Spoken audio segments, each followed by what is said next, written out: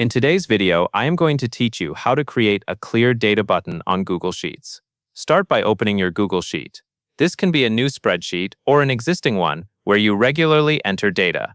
Make sure your sheet has headers in the first row, because the script you will use is designed to clear the data below the header while keeping that top row in place. Next, go to the menu at the top and click Extensions. From that drop-down, choose App Script.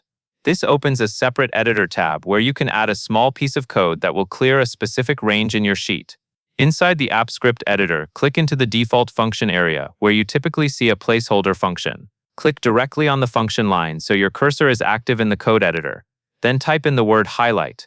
This helps you quickly locate or label the section you are working on, especially if your script file grows over time.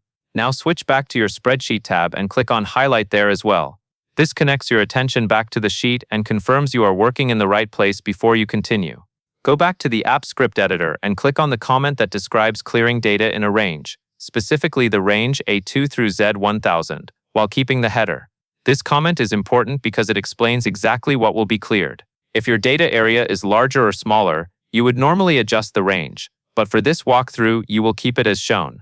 Next, click Deploy near the top of the App Script window. This is part of getting your script ready to run with the permissions it needs.